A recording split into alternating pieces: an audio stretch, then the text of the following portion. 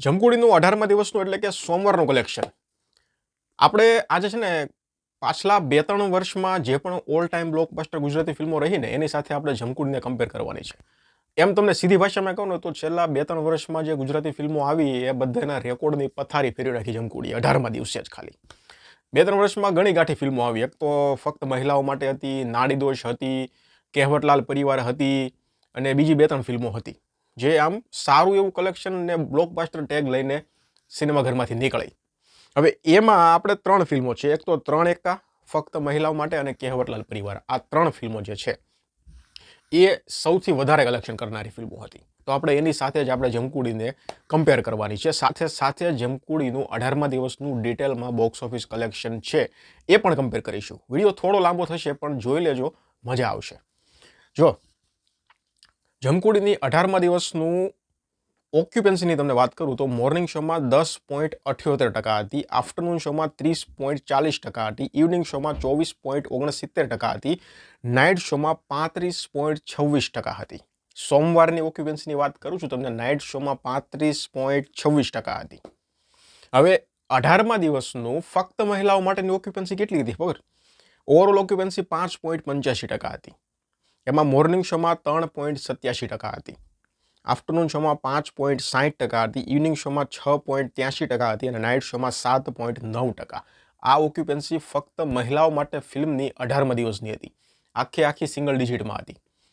એની સામે કહેવતલાલ પરિવારની તમને વાત કરું ને તો કહેવતલાલ પરિવારની ઓક્યુપન્સી 18મા દિવસની 16.93% હતી. મોર્નિંગ શોમાં 8.96, આફ્ટરનૂન શોમાં 12.40, ઇવનિંગ શોમાં 20.18 અને નાઇટ શોમાં 26.16%. એટલે ઓક્યુપન્સીનો રેકોર્ડ તો તોડી નાખ્યો છે જમકુડીએ 18મા દિવસે. આટલી ઓક્યુપન્સી છેલ્લા 2 થી 3 વર્ષમાં જેટલી પણ ગુજરાતી ફિલ્મો આવી છે, 18મા દિવસની ઓક્યુપન્સી અહીંયા તો નથી જ. જમકુડીએ મેં તમને આગળ વાત કરી એમ રેકોર્ડના આમ ચીથરા બોલાવી દીધા છે. હવે વાત કરું આપણે જમકુડીની 15મા દિવસથી આપણે કલેક્શન લઈએ. 15મા દિવસનું 45 લાખ હતું, 16મા દિવસનું 85 લાખ હતું, 17મા દિવસનું 1 કરોડ અને 40 લાખ આ રવિવારનું કલેક્શન, 1 કરોડ અને 40 લાખ 17મા દિવસનું કલેક્શન અને સોમવારનું 18મા દિવસનું 65 લાખ રૂપિયા કલેક્શન આવ્યું છે. બોલો, હજુ તો આમ કહેવાય ને કે હજુ નવી ફિલ્મ રિલીઝ થઈ હોય અને કલેક્શન આવે ને એવા ફિલ્મમાં આ કલેક્શન આવે છે 18મા દિવસે. એટલે આ ફિલ્મ છે ને હજુ લગભગ મને એવું લાગે છે 30 થી 40 દિવસ તો આરામથી ચાલવાની છે આ ફિલ્મ. અને કલેક્શનના મામલે કહું ને તો 30 કરોડ પ્લસ ડેફિનેટલી આ ફિલ્મ લગભગ જશે જ. કારણ કે અત્યારે જે રીતનું કલેક્શન આવે છે તમે વિચાર કરો, કલેક્શન હવે આમાં ધીમે ધીમે ઘટશે એટલે એ સમય તો હજી બહુ આખો છે, બહુ દૂર છે. હવે હું તમને વાત કરું કલેક્શન 3 એકાનું 18મા દિવસે કેટલું કલેક્શન હતું. 3 એકાનું 18મા દિવસે નેટ કલેક્શન 12 કરોડ અને 85 લાખ હતું 18મા દિવસે.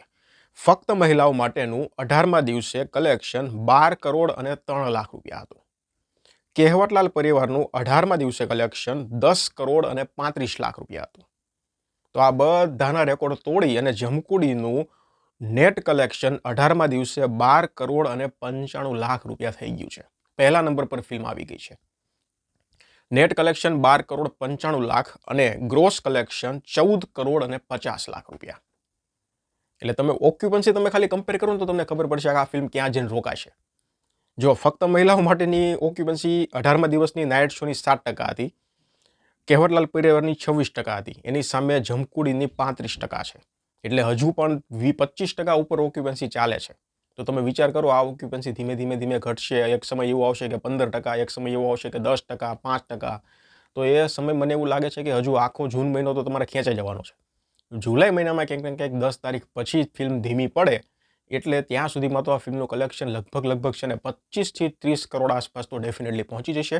અત્યારે જ ફિલ્મ પહેલા નંબર પર આવી ગઈ છે. છેલ્લા 2-3 વર્ષોમાં આ રીતના કલેક્શન, આ રીતની ઓક્યુપન્સી એક પણ ફિલ્મની નહોતી જે જમકુડીની અત્યારે છે. 2024માં કઈ ફિલ્મ આને બીટ કરશે એ જોવાનું રહેશે. તો તમને શું લાગે છે હવે આવતા કેટલા વર્ષો પછી એવી ફિલ્મ આવશે જે જમકુડીને બીટ કરી શકશે? મને કમેન્ટ સેક્શનમાં જણાવો. અને લાઈફ ટાઈમ કલેક્શન કેટલું થશે તમારું જે કંઈ પ્રિડિક્શન હોય જમકુડીનું મને કમેન્ટ સેક્શનમાં જણાવો. ધન્યવાદ.